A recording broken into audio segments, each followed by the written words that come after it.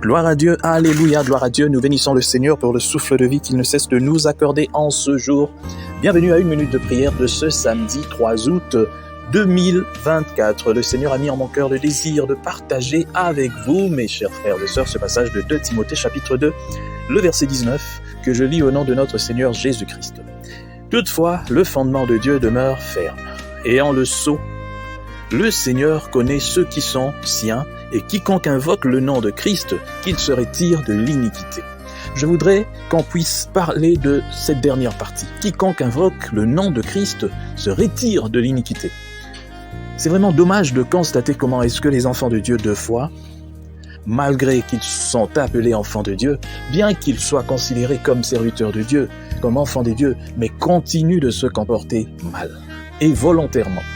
J'ai toujours été contre le fait qu'on dise « ce n'est pas ma faute, ce n'est pas de ma faute, j'ai été peut-être poussé, influencé, c'est le diable, mais jamais la responsabilité individuelle de la personne. » Et ça, c'est parmi les mauvaises choses qui existent dans la foi chrétienne.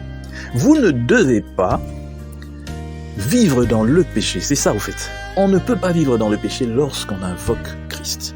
Et c'est écrit noir sur blanc. Celui qui prononce le nom du Seigneur, qu'il s'éloigne du mal. Ayons le mal en horreur. Et ça, c'était une autre recommandation de la Bible. Ayez le mal en horreur. Aujourd'hui, lorsque tu es un serviteur de Dieu, lorsque tu es un enfant de Dieu, tu parles de Jésus. Comment peux-tu te sentir à l'aise dans le péché? Et bien de fois, on voit seulement péché ici, le péché sexuel, on voit l'impudicité, on voit la fornication, on voit l'adultère, mais bien d'autres péchés qui caractérisent ceux qui se font appeler enfants de Dieu aujourd'hui en ce siècle existent. Le fait de vouloir le mal des autres, cette méchanceté qu'il y a dans le cœur, le fait de toujours mal parler des autres, le fait de toujours accuser l'autre, de vouloir au fait salir l'image de l'autre, ça aussi, c'est un grand péché, parce que là, vous détruisez l'image de Dieu. Si cette personne que vous détruisez est vraiment, et que vous croyez que nous tous nous avions été créés à l'image de Dieu, comment pouvez-vous vous adonner à cœur joie dans la destruction de cette image? Voilà pourquoi moi je dis le plus grand des péchés auxquels fait face l'Église aujourd'hui, c'est la méchanceté. C'est la méchanceté. Et bizarrement, cette méchanceté existe même dans ceux qui ont Jésus dans leur bouche. Or, la Bible dit que quiconque prononce le nom du Seigneur, qu'il s'éloigne du mal. Que le Seigneur nous bénisse, qu'il nous aide à nous éloigner réellement du mal.